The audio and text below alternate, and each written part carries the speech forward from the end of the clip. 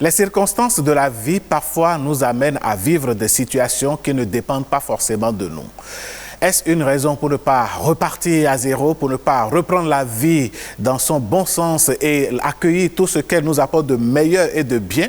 Mesdames, Messieurs, ce matin, nous voulons parler de ces hommes et de ces femmes qui gèrent des familles monoparentales. Mais ce matin, nous allons nous appesantir sur le cas de nos sœurs, de nos frères, de nos sœurs, de nos femmes, de nos mères, je vais dire, qui sont des mères célibataires, mais qui ont l'envie de reprendre leur vie, de se refaire une autre vie. Est-ce que cela est facile? Est-ce que cela est possible? Si cela est possible, quels pourraient être les mécanismes, les leviers sur lesquels on pourrait jouer pour permettre donc à ces personnes-là de retrouver une autre vie après la vie de famille célibataire? Précieuse, nous avons des invités sur le plateau. Tout à fait. Pour faire le débat ce matin, nous sommes avec vous, Ange Francine Akpovo. Vous êtes naturothérapeute, vous êtes également conseillère en nutrition et puis mère célibataire.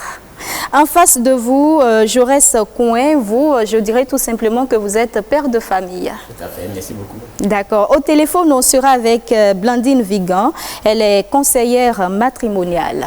Voilà le décor planté. Mesdames, Messieurs, nous parlons donc aujourd'hui et ce matin de la possibilité de refaire sa vie avec des femmes célibataires. Nous allons en parler, mais nous parlerons bientôt aussi des hommes célibataires. Alors, Monsieur Coin, dites-nous, vous, de votre regard sur la société, quelles pourraient, à votre avis, être les raisons qui amènent un homme ou une femme à être mère célibataire ou père célibataire?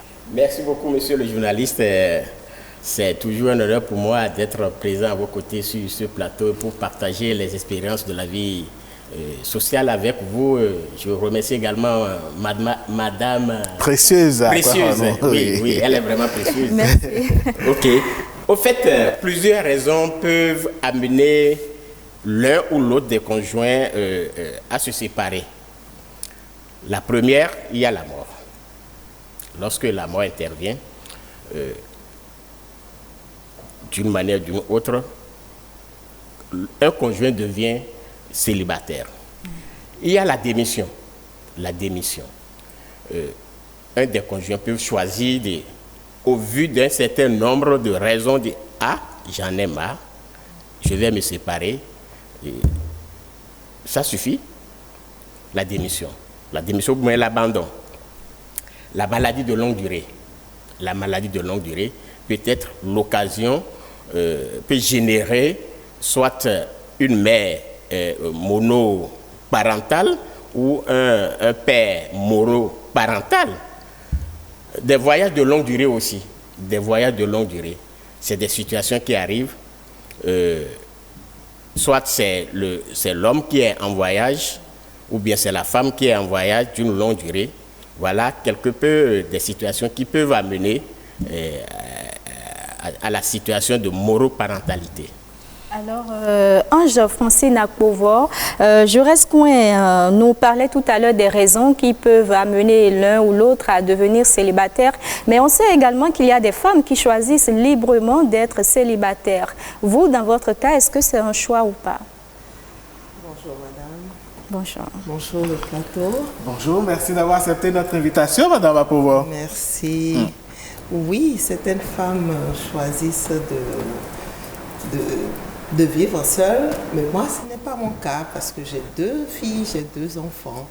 Voilà, mon cas est tout à fait différent. Il peut arriver qu'au départ, qu'on s'est entendu pour... moi, je pense qu'aucune femme n'a vraiment l'intention, quand tu es avec quelqu'un, de te séparer de cette personne plus tard, parce qu'on est ensemble pour la vie. C'est pour la vie que je dis. Donc, des situations peuvent se présenter comme quoi, la communication. Il y a surtout ce problème de communication. Il y a l'ingérence des familles, enfin des parents, de l'homme ou de la femme. Enfin, tout ça cause aussi ces genres de situations où on se retrouve seul parce que je peux dire, on était jeunes, on était tous jeunes, on avait une liberté de se prononcer sur telle ou telle chose. Et on est dans une société où on te dit, oui, c'est l'homme qui a le dernier mot, mais tu te dis, mais écoute, il y a telle situation, je crois qu'on peut en discuter. Et donc, en fait, c'est un problème de communication. Je crois que c'est la base même de la chose. À part tout ce que le professeur a cité, je crois qu'il y a la grande question de la communication qui se pose encore jusqu'à aujourd'hui. D'accord. Voilà. On va revenir à vous tout à l'heure. Madame Blandine Vigan, vous êtes conseillère matrimoniale, vous êtes en ligne. Bonjour. Merci. Merci, bonjour. Merci d'avoir accepté notre invitation matinale. Alors, Madame Vigan, nous cherchons ce matin à savoir quels pourraient être les mécanismes sur lesquels une femme monoparentale, une mère célibataire pourrait jouer sur lesquels, donc, c'est le levier, voilà, je me retrouve, sur lesquels la mère célibataire pourrait jouer pour refaire sa vie, disons, une nouvelle vie de famille. À votre avis, quels pourraient être ces leviers-là? Je vous remercie. Pour refaire sa vie, une mère célibataire doit avoir une motivation sans faille pour la vision qu'elle poursuit. Elle doit se sentir libre de choisir sa relation. Elle doit apprendre à se connaître davantage pour tirer des leçons de ses échecs passés. Elle doit également mieux organiser son temps.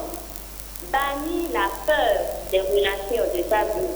Parce que la mère célibataire est souvent partagée entre la peur d'être rejetée, de connaître un nouvel échec, ou bien la peur que les enfants rejettent le nouveau conjoint. Elle doit bannir cette peur de sa vie, s'accorder le temps nécessaire pour dépasser le sentiment d'avoir échoué dans son couple précédent, guérir des frustrations si possible, se faire accompagner par des conseillers matrimoniaux. Maintenant, elle doit également décider de vraiment faire sa vie et ne pas se précipiter pour se jeter dans les relations. Alors, Madame Vigan, on reste avec vous. Vous avez sorti le mot « peur ».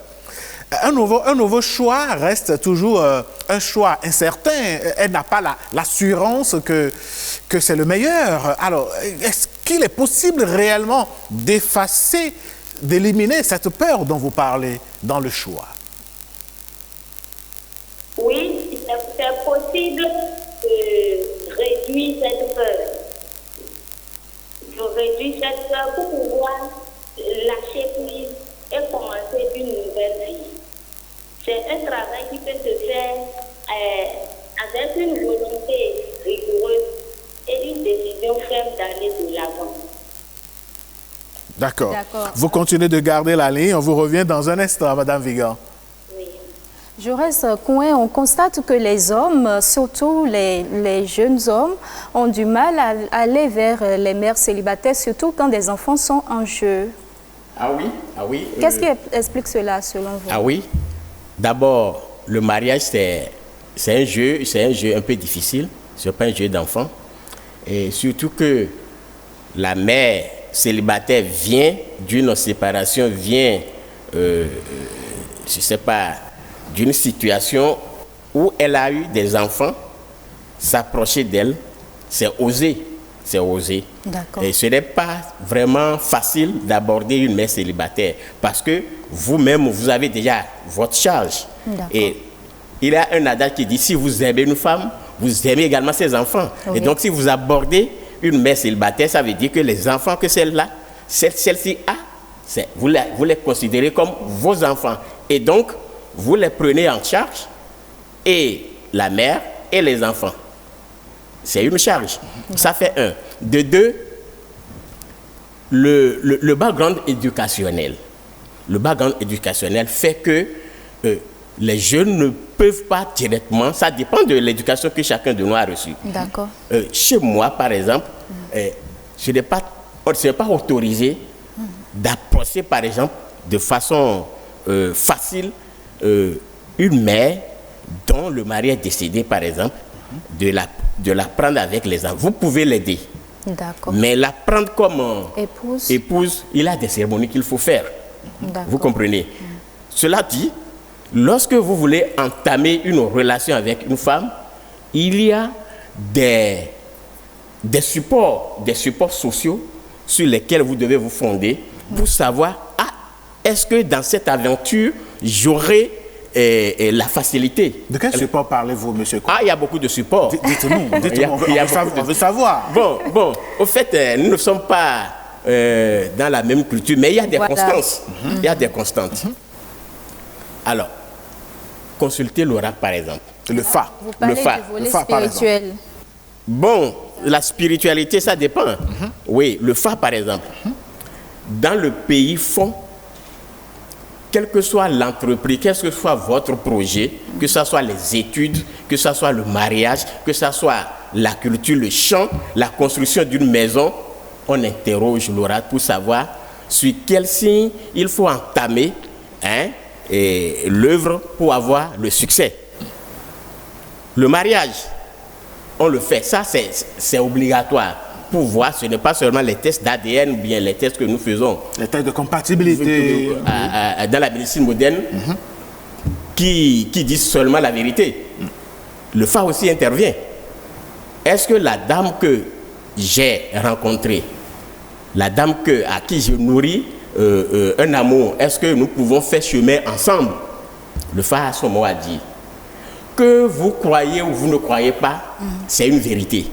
D'accord. Mais là, ça varie également selon les religions, parce que pour un chrétien, par exemple, il va préférer aller en prière, jeûner pour choisir son époux, son épouse. Oui, mais voilà la différence. C'est aussi une forme de recherche. Oui, oui. Là où le problème est plus viable, c'est que vous n'avez pas besoin nécessairement de faire de jeûne ou bien de faire de telles pratiques avant que le Fa ne vous dise ce qu'il est. On va revenir sur cette question, M. Koué. Madame Akpovo, dites-nous, est-ce que de votre expérience, il y a eu déjà des jeunes célibataires sans enfants qui ont eu peur de vous approcher ou bien qui sont venus vers vous, mais qui après se sont... Est-ce qu'il y a eu des cas comme ça? Comment est-ce que vous arrivez à gérer ça? On ne vous demande pas forcément d'exposer votre vie publique, mais dites-nous un peu. Moi, en fait, j'ai déjà ce problème avant même d'avoir des enfants. Par exemple, quand j'étais au collège, j'étais la plus grande pratiquement de la classe. Donc, c'était difficile. J'étais fille de gendarme. Et votre stature déjà chef de brigade et tout. Donc, du coup... Il était difficile aux hommes, aux jeunes hommes de mon âge de s'approcher de moi. Donc, je te faisais plus grande que j'étais aussi imposante. Mon papa, on connaît, la fille du gendarme et tout. Donc, on n'était que des filles pour notre papa. Personne ne s'approchait de nous. Wow. Donc, maintenant, tu as des enfants, tu as 2 enfants et... tu travailles, tu as une situation et tout. Les gens ont toujours peur. Moi, jusqu'à aujourd'hui, si je ne donne pas l'occasion, on n'arrive pas à s'approcher de moi jusqu'à aujourd'hui. Mais qu'est-ce qui pourrait expliquer cet état de choses? Il y a la Voyez-vous, chaque individu qui apparaît avec sa psychologie, sa personnalité. Et celui qui veut aussi aborder la personne a aussi sa psychologie, sa personnalité. Et donc, si vous voyez que la dame que vous voulez aborder n'a pas laissé d'ouverture, parce que avant d'entamer une relation, il faut voir d'abord s'il a une ouverture. Si c'est fermé, il y a mais monsieur Koué, il y a quelque chose que je n'arrive pas à comprendre. Voilà, c'est ce que j'avais dit. Personne de très non, ouverte et souriante. Non, on va recentrer un peu le débat. On postule, elle, c'est une belle dame. D'ailleurs, les téléspectateurs ont constaté. Elle a besoin d'un homme. D'accord. Vous appuyez, vous confirmez. Oui. Elle a besoin d'un homme dans sa vie. Oui. Mais vous qui êtes l'homme qui devriez vous approcher d'elle, vous avez peur compte tenu de ce que vous voyez, de sa stature et tout. Est-ce que quelque part, vous ne vous mettez pas des freins alors que le chemin est ouvert? Oui, ça dépend de l'éducation que nous avons reçue. C'est pas très facile. Vous voyez, même dans l'adolescence, lorsqu'on est un adolescent, il est difficile d'aborder une jeune fille. Pour la plupart. La plupart. Donc, il faut passer première étape, deuxième étape, troisième étape, avant de savoir comment il faut aborder. Mais qu'est-ce qui nourrit cette peur-là de la part de ces hommes-là? Oui, il y a ce que nous appelons la psychose. Okay. La psychose peut avoir plusieurs origines. L'éducation. Si vous avez connu une enfance austère, où chaque fois c'est le cri, c'est un gros sur vous, vous grandissez avec cette peur-là. Si vous n'avez pas l'habitude de fréquenter la femme, vous voyez, si vous n'avez pas la chance d'être dans une famille où il y a beaucoup de femmes, comment s'amuser avec la femme, comprendre un peu les manies de la femme, il vous serait un peu difficile d'aborder dans votre jeune âge, adulte aussi, la femme. Quand bien mais elle est souriante, le sourire aussi de la femme peut cacher beaucoup de choses, de point de vue psychologique. Précieuse semble confirmer ce que vous dites. Oui, le sourire de la femme peut cacher beaucoup de choses. Il y a plusieurs manières de sourire. Ok. Vous comprenez? Et donc, il faut vaincre la peur pour dire, mais elle a quand même besoin de quelqu'un. Je peux échouer comme je peux ne pas échouer. Et lorsque vous prenez cette décision, vous posez votre candidature, comme on le dit, et c'est à elle d'analyser et voir ce qui va se passer. Merci beaucoup. D'accord. Blandine Vigan, vous êtes toujours avec nous, vous êtes en ligne? Oui, je suis là. D'accord. Monsieur Jaurès Coin parlait tout à l'heure d'ouverture, la femme célibataire qui a besoin d'un homme dans sa vie, mais on pense que ces femmes-là ne sont pas accessibles et tout. Vous, en tant que conseillère matrimoniale, est-ce que vous avez des astuces, des conseils? Comment faire pour que l'homme puisse être en confiance pour aller vers vous? Ok, je vous remercie. La femme, mère célibataire qui veut refaire sa vie est toujours dans un état d'esprit de peur. C'est la peur qui fait plutôt qu'on sent qu'il n'y a pas d'ouverture. Maintenant, l'homme qui vient vers elle a peur d'aller vers elle si lui-même il n'est pas bien, il n'a pas bien défini sa vision. Est-ce que je veux m'amuser avec cette personne ou bien je veux faire du sérieux? L'homme même se pose cette question et se dit qu'il faut que ce que je veux faire soit clair dans mon esprit avant que je ne puisse aborder cette femme qui a déjà vécu des expériences de vie et qui a une certaine maturité. Donc, la femme qui veut vraiment refaire sa vie doit pouvoir sauter sur les opportunités qui s'offrent à elle. En quoi faisons? Ce que je pourrais dire, c'est que elle doit pouvoir se donner du temps à elle. Elle doit savoir qu'au-delà d'être une mère, elle est une femme.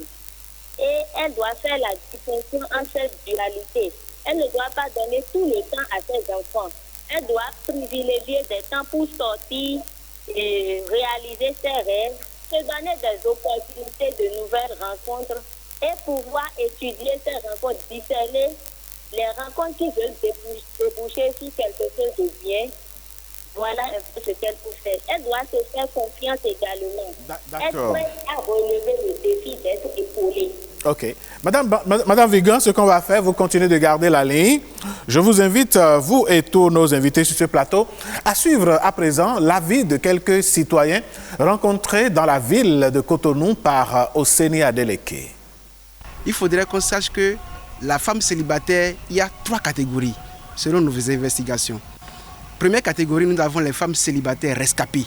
Des femmes déjà à leur bas âge, on leur dit d'étudier, d'aller à l'école, de faire une formation professionnelle, mais au contraire, qu'est-ce qu'on constate? Des femmes qui sont tellement laissées aux actes sexuels, des femmes qui sont emportées par le désir sexuel et la finalité c'est que nous avons des grossesses. Si bien que ces cas, ces situations font que les hommes les délaissent. Et nous avons des cas sociaux dans le pays et dans la nation. Et cette catégorie de femmes, il échait que ces dernières aient une conscience nouvelle, qu'elles se répandent davantage afin que la société ait une nouvelle créature de ces femmes de catégorie. C'est possible, à moins que la femme prenne conscience de l'erreur qu'elle a été commise avec l'autre homme et elle se décide maintenant, après avoir vécu cette situation, il faut se retourner pour dire maintenant, si je m'engage pour la 2e fois, je dois prendre les discussions. qu'est-ce qui peut dire d'abord? Qu'est-ce qui a poussé que cette relation n'a pas duré? Elle ne peut pas se rétablir. Ce serait difficile pour elle.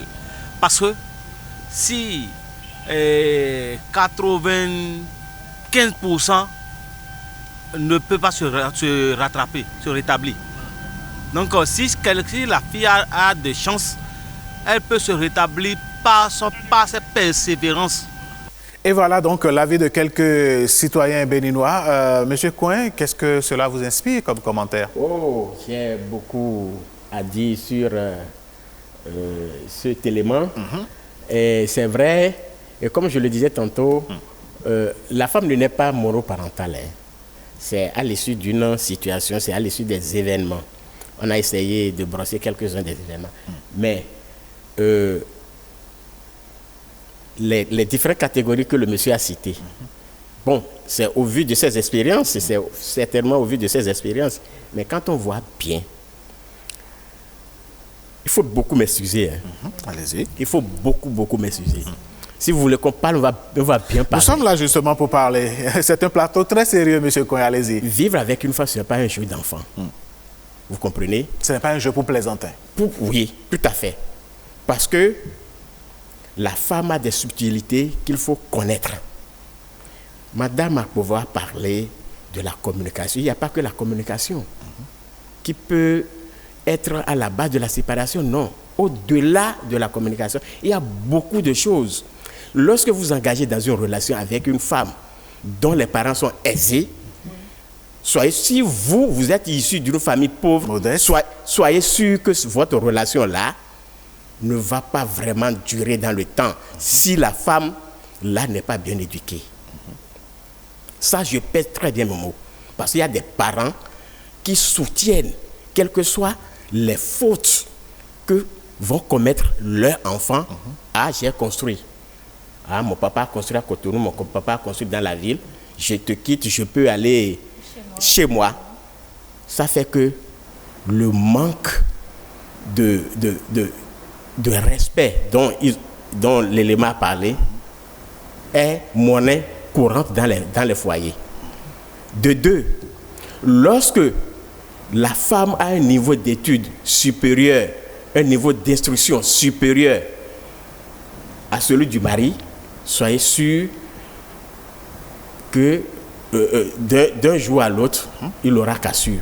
Si n'est pas bien éduqué. Je mets l'accent sur le background éducationnel. Okay. C'est fondamental. Parce que la femme a tendance, vous voyez, la télévision que nous regardons, la femme aime ce qui est bon. Lorsqu'on dit dans notre culture, il faut s'occuper de la femme est là, vous allez vous occuper d'elle. Mais lorsque vous investissez sur la femme, normalement dans la culture, lorsque vous investissez, c'est que la femme se soumet. Non. Aujourd'hui, plus vous investissez, plus la femme va refuser d'être soumise. Ah, je ne peux pas me soumettre, quel que soit ce que vous faites, parce qu'il regarde la télé, ce qui se passe en Occident. Ah, voilà comment ça se passe. Tu dis un mot, il va dire 4. Mais à quoi bon de faire tout ça là? Pourquoi je m'investis pour que ma femme soit à l'aise, pour qu'il ait la paix, mais il y a problème. Il y a problème. Vous voyez? Donc, il y a beaucoup de facteurs qui font que aujourd'hui, bon, il y a des femmes qui ont décidé, comme Mme Blandine l'a dit, et comme Mme l'a dit, qui décident librement de vivre, parce que de vivre la monoparentalité, ou bien de laisser les enfants au monsieur, et de vivre seul. De louer un appartement, une maison, de vivre seul. Ça, c'est une autre thématique sur laquelle on va revenir. Voilà. Madame Akpova, oui. Ange-Francine Akpova, votre avis sur ce que nous venons de regarder? Comme le professeur vient de le dire, c'est son avis à lui. C'est tellement qu'il a eu des expériences avec des femmes monoparentales, parce que parfois c'est une proie facile pour certains hommes. Parce que la femme, elle est installée avec ses enfants et il voit que c'est une proie facile, elle s'occupe elle-même de ses enfants. Il vient montrer que oui, voici, je suis l'homme dont tu as besoin, je suis là. Donc ils sont souvent aux petits soins. Donc, ils se prennent, ils sont assis, ils prennent le aide, en tout cas. Mais je veux rebondir un peu sur ce que le professeur a dit. Et je crois que là, moi, j'ai parlé de communication, mais là, je rebondis et je parle d'humilité. Il y a un manque d'humilité. Et quand on parle de mal éduqué ou bien que la personne n'est pas bien éduquée, moi, je dis que quand on dit que quelqu'un n'est pas bien éduqué, on est en train de faire référence à ses parents. Aucun parent n'a donné une mauvaise éducation à son enfant. Aucun parent n'accepterait. Oui, mais quand vous parlez d'humilité, elle est relative à qui? Oui, l'humilité des deux côtés. D'accord. Parce que quand tu viens, par exemple, en homme et tu dis, bon, oui, tu sais, tu ne peux pas avoir un autre homme à part moi, je suis là. Déjà, on sent que le gars se gonfle, il se croit que oui, c'est lui le monsieur qui vient dans ta vie, il prend ses ailes. Et l'autre dit non, ma vie était bien bâtie déjà. Organisée d'une certaine façon. Je suis en train de m'occuper de mes enfants, de moi-même, et puis, enfin, tout ça revient à cette situation de communication. Il faut s'accorder parce que, comme je disais tout à l'heure, il y a des plaisantins qui viennent dans votre vie parce qu'ils connaissent votre situation, ils veulent en profiter. Exactement. Donc là, quand tu sais, tu mets le haut là déjà, tu vois. Donc, ça peut créer et quelqu'un comme ça qui dit déjà, il y en a qui font ci, qui ne vont jamais. Il n'y a aucune situation dans cette vie qui ne peut trouver de solution. Quand vous vous engagez, quand vous voulez vraiment, vous pouvez. Le concept de refaire sa vie, parlons-en un peu là. Oui, mais avant, on va prendre Madame Blandine. Okay, Madame Vigan, oui. Vous avez suivi un peu la réaction des compatriotes dans cette voix pop que nous venons de diffuser. Quel est votre avis sur la question? J'ai bien suivi les interventions des uns et des autres. Je crois que la soumission dans le couple, c'est important. Mais elle n'est pas synonyme d'humiliation. Ok. Elle n'est pas synonyme d'humiliation. Et l'homme qui aime vraiment sa femme, aimer sa femme, ce n'est pas seulement investir elle. Aimer sa femme, c'est être à l'écoute de son langage et de son langage d'amour. Parler le même langage avec lui. Et je rejoins Madame Alcoa qui revenait en insistant sur la communication. Donc, quand vous aimez vraiment votre femme, vous parlez le même langage d'amour, la soumission est directe. Et tout le temps, bien sûr, les interventions ont abordé directement la femme, mais la responsabilité est partagée. Quand on se retrouve parfois dans des situations de monoparentalité, la responsabilité est partagée et il est important que chacun puisse prendre ses responsabilités, puisse accomplir ce qu'il doit faire pour le bien de son couple. D'accord. Madame Vigan, merci pour votre intervention. Merci de continuer par garder l'écoute. Docteur Coin, avant de revenir vers vous, nous allons faire un petit clin d'œil à la famille WhatsApp de cette émission. Ce sont nos internautes qui interviennent également dans le débat. Alors, nous avons un message du du professeur Sabas Atineo qui dit ceci: bonjour à tous et à toutes. Devenir mère célibataire peut survenir à la suite du décès du conjoint ou à la suite d'une séparation. Dans le premier cas, il est assez simple et facile que la femme refasse une seconde vie de couple. En revanche, dans le second, tout dépendra des causes profondes du divorce. Une femme acariâtre et libertine devenue mère célibataire n'est quasiment pas destinée du moins à une vie de couple, et les tentatives de rédemption ne seront que remixes et dramatiques. Mission quasi impossible dans tous les cas. Même quand c'est possible, les cœurs des deux partenaires sont appelés à battre fort pour aimer dûment les enfants issus des précédentes unions. C'est là un enjeu de taille qui secoue les familles recomposées. Qu'à cela ne tienne, beaucoup de mères célibataires ont bien réussi à se refaire une santé familiale. Un autre message. Voilà, à la question donc de savoir Au vu de nos pesanteurs, qu'est-ce qu'il faut faire pour que cette nouvelle vie soit possible? Le professeur Sabas répond et dit ceci: je vais emprunter aux religieux la belle et juste expression de renaissance pour désigner le levier solution pour les concernés. Je parle d'une remise en cause personnelle dans les liens antérieurs. Vous savez, tant que la femme s'estime victime, elle reste orgueilleuse et négative. Alors, elle n'adopte guère un meilleur visage qui garantisse la quiétude future des prétendants. Un dernier message, mesdames, messieurs, et il nous vient du docteur Roméo Akogbeto qui dit ceci: sujet intéressant. C'est quoi la norme dans une société dynamique? Se demande-t-il. N'est-on pas heureux célibataire ou en couple? Nous avons besoin de revoir notre système de planning familial, les méthodes de contraception et redéfinir une vraie politique. Nous avons besoin d'un autre modèle de mariage dynamique, pas rigide, où il existe des extrêmes. Autant l'encouragement, il a mis donc le mot en anglais, empowerment des filles et des femmes, nos jeunes générations d'hommes doivent se rappeler, se préparer à la vie de mariage. Un homme doit être préparé à la vie de couple pour ne pas dire les deux. Sans emploi ou sous-emploi, c'est-à-dire la capacité financière de l'homme, l'impact familial existe. La question est donc un tout et il faut agir sur plusieurs leviers. Voilà le dernier message. Et on revient donc en plateau. Alain Sochoumé, je vais poser ma question à Jaurès Coin. Quelles sont les chances qui s'offrent à la femme célibataire? Quels conseils de votre position d'homme vous pouvez donner aux femmes célibataires qui cherchent à refaire leur vie?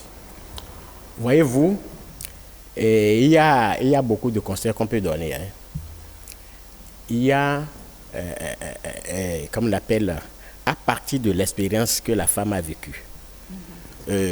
On ne jette pas la pierre à personne. Parce que, comme je l'ai dit au départ, vivre ensemble, c'est difficile. Il faut s'oublier. Si vraiment vous voulez rester ensemble, deux individus intelligents ne peuvent pas vivre ensemble si l'un n'arrive pas à s'humilier un peu. Et l'autre aussi, à des moments donnés, s'oublier pour dire « Ah, mais il faudrait qu'on soit ensemble ». Et donc, la femme, au regard de ce qu'elle a eu comme expérience, elle aussi, elle sait « Ah, non, moi, je ne devais pas faire ceci.